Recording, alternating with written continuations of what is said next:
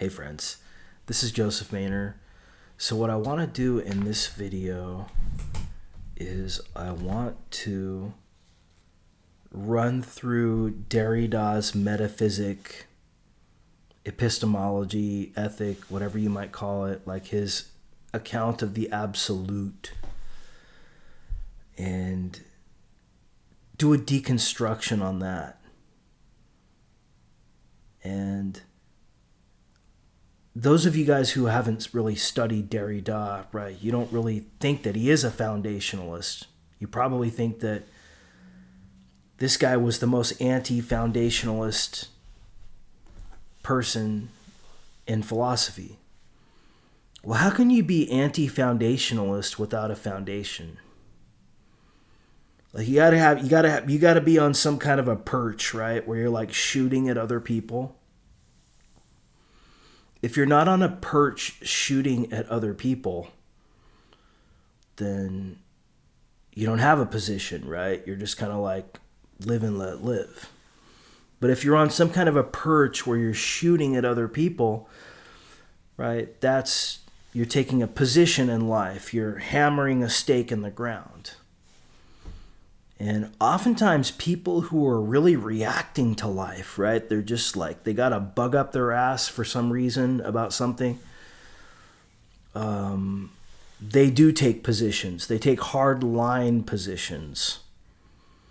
And it's not always like expressed directly. Sometimes it's expressed indirectly. But you feel it nonetheless, like you feel this person's taking a hard line position. Right? You can feel it nonetheless. Sometimes you've taken a hardline position, right? Sometimes you didn't. So you can see that within yourself too. So I want to basically deconstruct Derrida to show that he is taking a hardline position. So I did a question on ChatGPT to give me an account of Derrida's foundation, or what he's kind of sitting on, the hill that he's sitting on. So that he has a machine gun. Think of Derrida with like a machine gun. He's sitting on a hill and he's shooting down everybody who is below him, so to speak, just like every other foundationalist. Right? This is the masculine. The masculine wants to find the one right answer and then be right. So not just right in space and time, but like right above space and time in the divine, divinely right. Right? That's what the masculine is craving, right? Craving to find, like, to be the next genius of mankind, to be like the rat who is fighting all the other rats and winning, right? Now, this looks like absurd to the feminine, right? The feminine looks at this and goes, "You're a rat too, you stupid fucker." You know? But anyway, right, that's for another time, right? It takes people a long time to go through the path and to grow. So don't hate people who, are making mistakes from your perspective. And be open to the fact that, like, your perspective may not be sitting on that, hill. Maybe you're on a hill, but like there's a mountain that's above you and that person's looking down at you and going, "You're stupid." Right? So, you want to have a little bit of a humility in what you're doing too, just to be well functioning, actually, and open to different kinds of experiences without judgment, right? Without morality or is or ought or addiction even. This person is going to tell me what's what, and you're going to waste a lot of your life like listening to somebody else instead of basically finding your own taste, finding your own intuition, and accepting yourself. So anyway, let's go through this, and I'm going to provide a little bit of a critique. So again, ChatGPT, Derrida on Arche writing. The question is, what is Derrida's account of Arche writing? ChatGPT said, Jacques Derrida's concept of quote-unquote arche writing is a key idea in his deconstructionist philosophy, particularly discussed in his work Of Grammatology, released in 1967. The term quote-unquote arche writing refers to a fundamental, flag that word fundamental, form, fundamental and form of writing. That's very masculine right there. Fundamental, form, writing or inscription that precedes. Precedes is masculine, comes before and underlies, that's masculine, traditional or human, which is the feminine, forms of language and communication. So Derrida is an idealist. He's telling you that the normal forms of language and communication are not right, just like Spinoza. So it's a nod toward the divine. Do you guys see that? Right? It's a nod toward you got to learn something to authentically be. Right? Like your ordinary ideas as a human are corrupt. And you've got to move into some kind of teaching to be able to give you the fundamental form of writing or communication. So Derrida is trying to define what constitutes the fundamental nature of writing, just like Kant was trying to define what constitutes the fundamental nature of conception. This is very masculine, even though it has feminine implications. The fundamental form, the fundamental nature of writing instead of speech. Right? Speech is feminine, the human, right? Go take out the trash. I don't like what you said to me, right? Versus force is equal to mass times acceleration, all right? So writing is masculine. Writing is trying to dominate speech. And this is what Derrida didn't understand. See, Derrida thought that it was actually speech that was trying to dominate writing. And he developed an even deeper account of writing, which he's calling arche writing, which lords over both speech and writing. Just like Spinoza came up with an account of the whole that lords over the individual and the relation. So there's an idealism here, there's a metaphysic here that's telling you like what you have intuitively or naturally are confused ideas. Okay, so continuing on.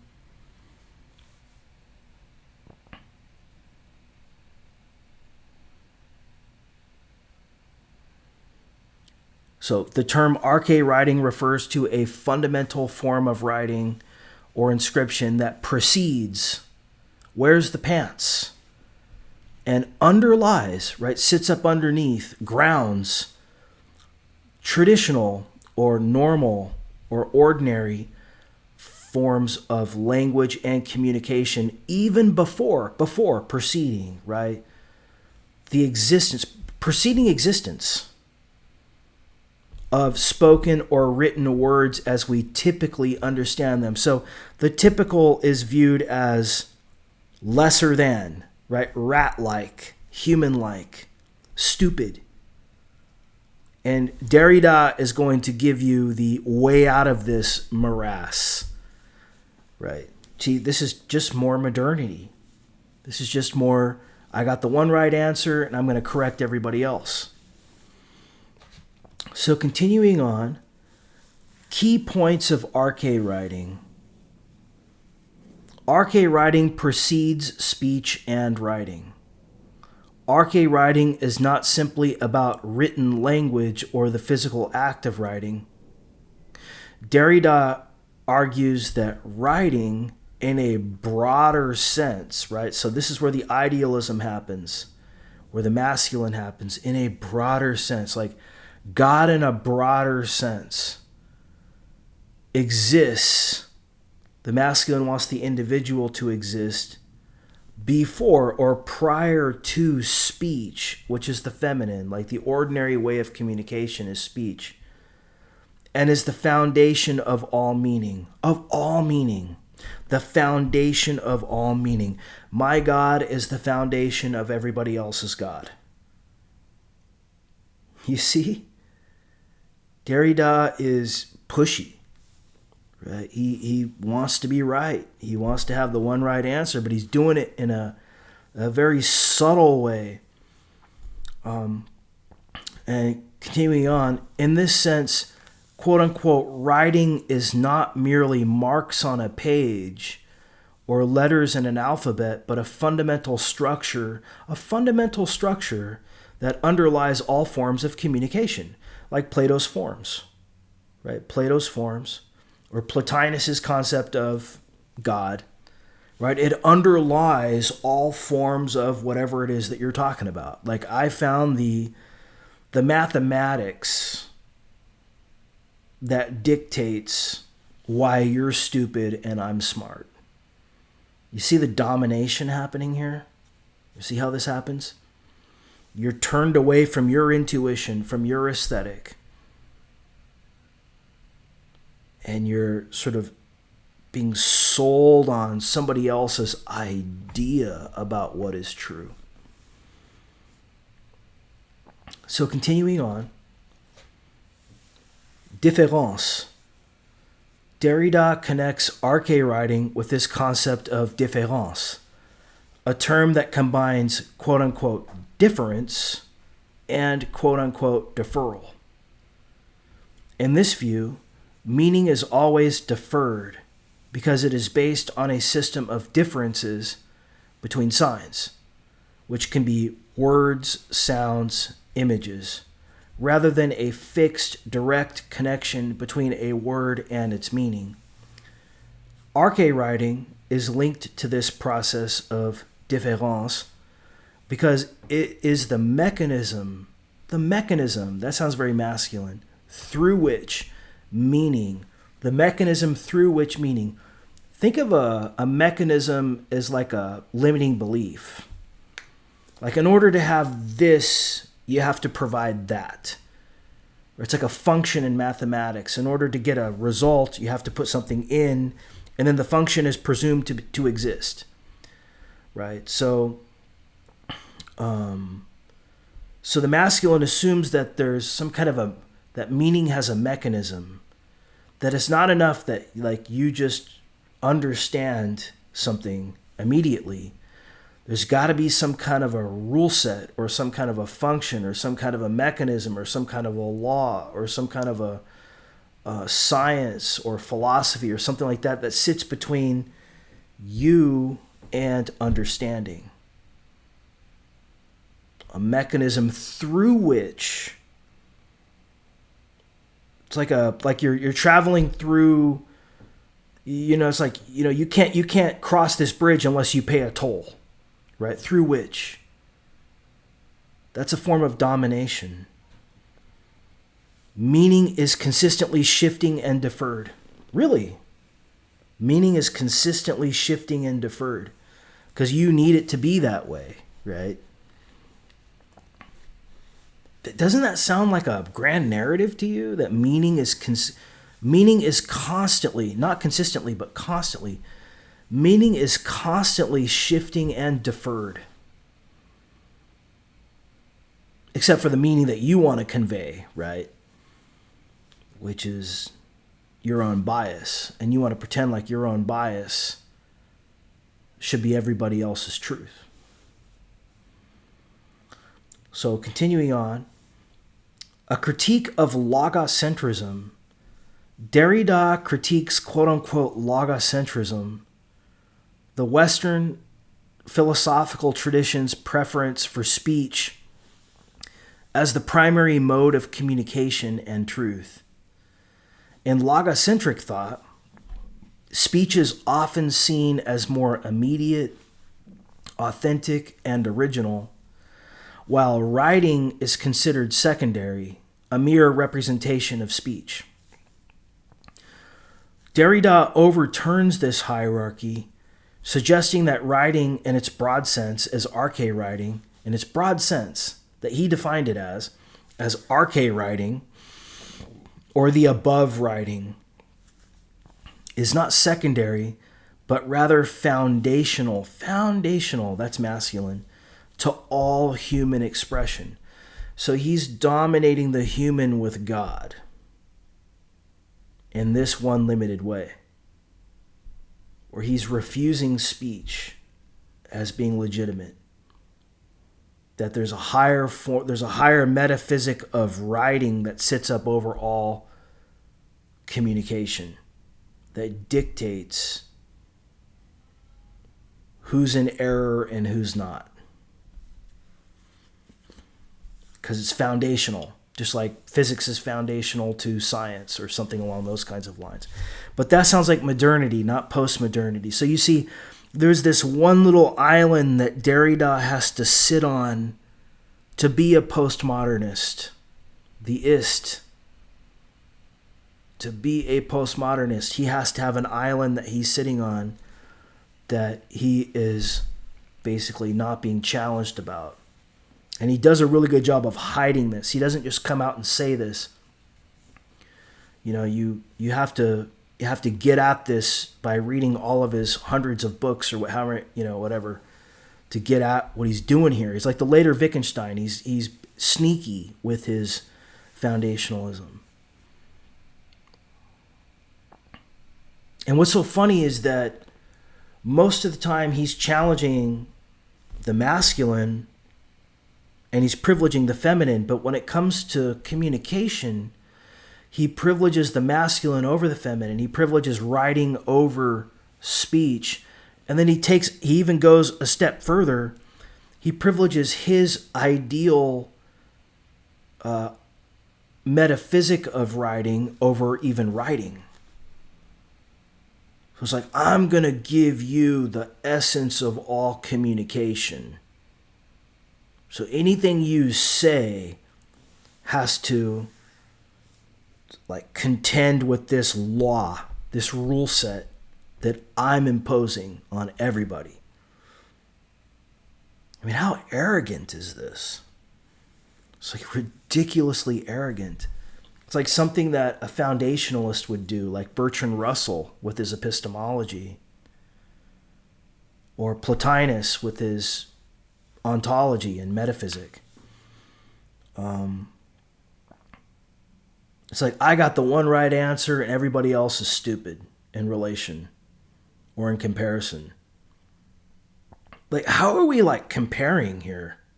How do we test this? Are we playing a game where there are rules where we can find out who's right or who's wrong? I mean, I guess that's what rationality is supposed to be about, right? But does that work in postmodernity where we realize that it's not that simple?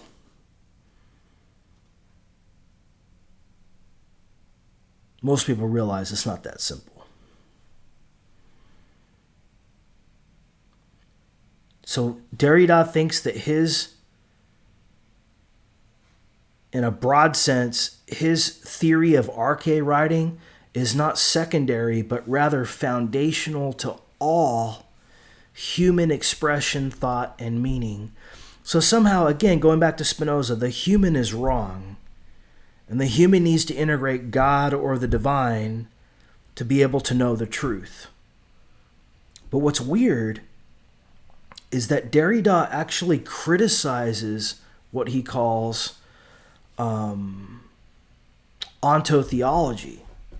So he takes from Heidegger's concept of ontotheology, which Derrida actually criticizes the linking of theology with God, strike that. Derrida, just like Heidegger, criticizes the linking of ontology and God. So he calls this ontotheology. So ontology is metaphysics, the theory of what exists. What exists, what's real. Some might say what's true, although that can bleed into epistemology, which is how do we know it's real? But what exists? And Derrida has a problem with this focus on this link between God and ontology. And, which kind of goes back to Nietzsche. This idea that this linking of metaphysics with theology is what's basically screwing us up. Not screwed. Continues to screw us up.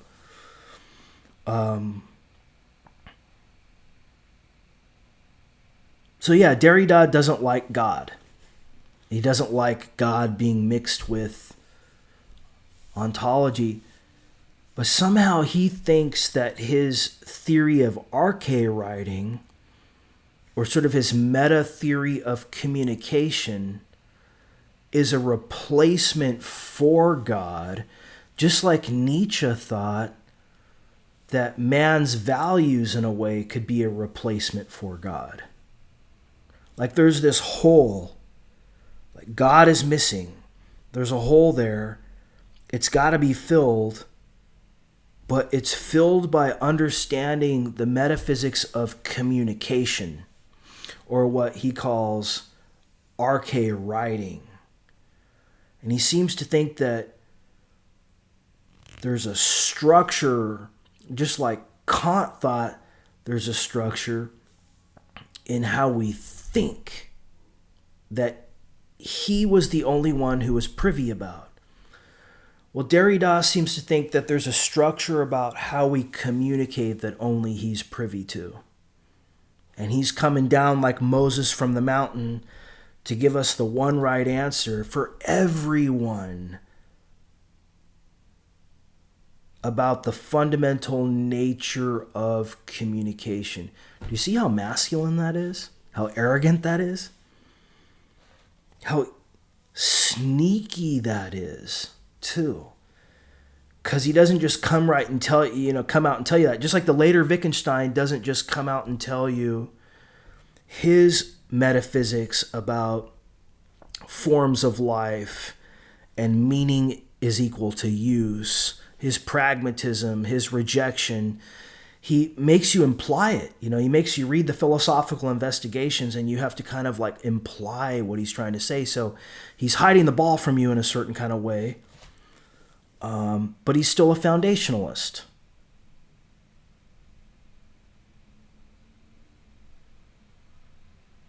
Foundational. No different than Descartes. Just in different clothing. I don't only have the right answer for me. I'm not only listening to my intuition and my aesthetic.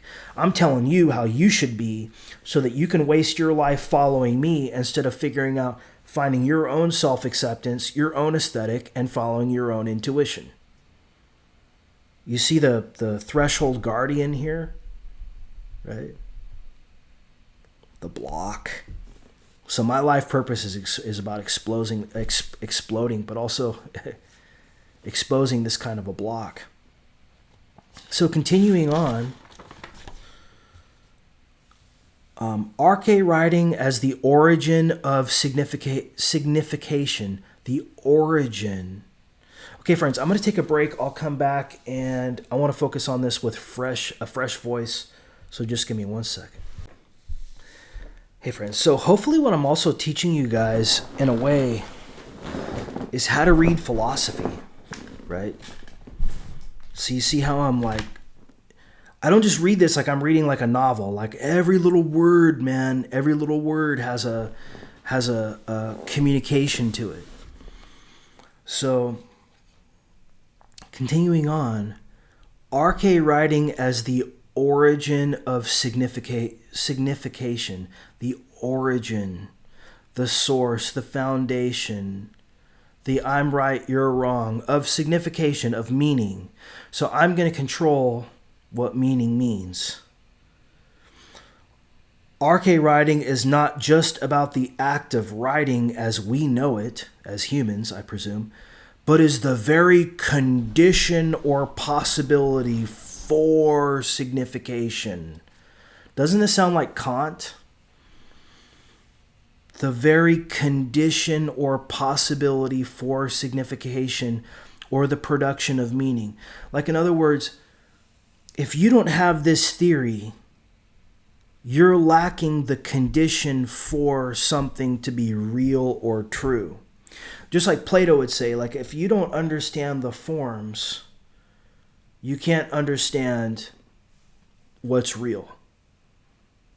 Because everything that's real is preconditioned, or the forms, or presupposes the forms.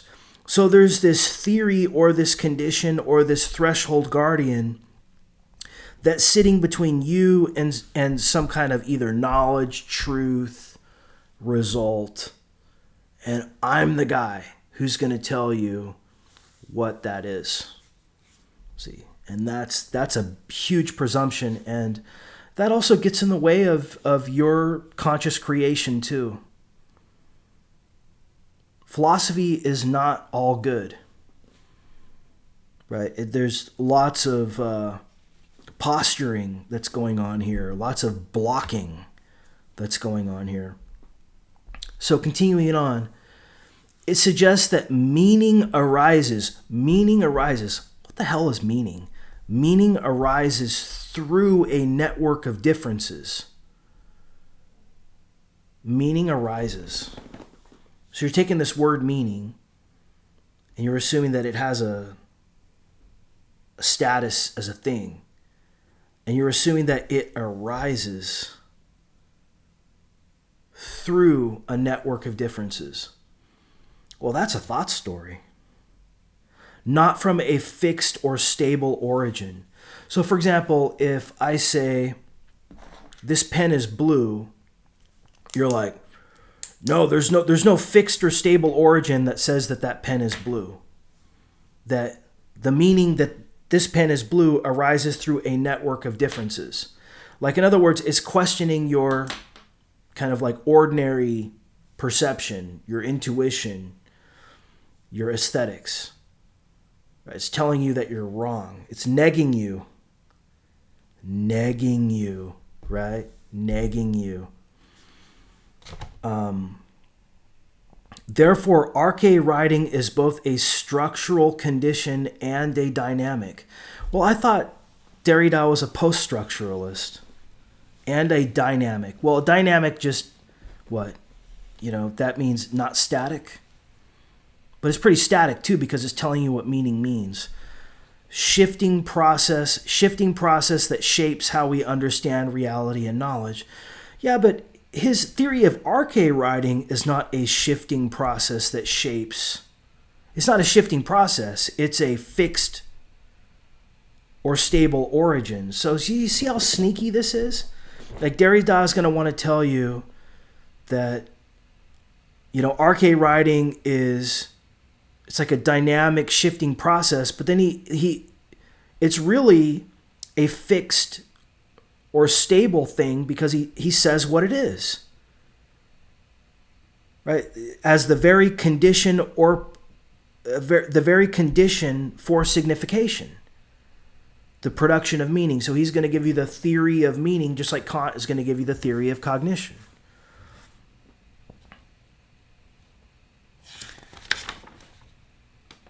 So, in summary, Derrida's arche writing is a concept that dismantles traditional distinctions between speech and writing. See, I think that's where he makes a huge mistake. It's not about specific written symbols, but about a deeper, more abstract structure of meaning making that underlies. Deep, more abstract structure, meaning making underlies all forms of expression. How much more of a masculine statement can you have there? Showing that writing and meaning are intertwined in a fundamental way. That all leads back to him being right. And you needing him to tell you what's right and what's true. See? So, this is a problem, right? This is a problem on the path. Even though Derrida is considered to be a postmodernist, right? You can still see in many ways he's trying to dominate how people think. But see, wisdom is not knowledge. Wisdom is not intellect. Wisdom is not knowledge. Wisdom requires you tapping into self-acceptance, your own aesthetic, and your own intuition. There's no rule set that's going to tell you how to do these things. You're going to waste a lot of your life, actually, listening to people who are trying to do this, following people, right? Instead of being cleared of this or being free from this or freed from this. So a lot of my work is to free you as a creator to accept yourself, to follow your own aesthetic, and to follow your own intuition as a creator, and to not be blocked up with these threshold guardians that are being thrown about, but also to consider them too. Like if you're interested in philosophy, if you're interested in contemplating this kind of stuff, but don't let it dominate you, right? See, that's the thing. You got to consider it without taking it in entirely. That's the hard thing to do. It takes wisdom, right, for that. Okay, friends, thank you. I'll talk to you soon. Take care.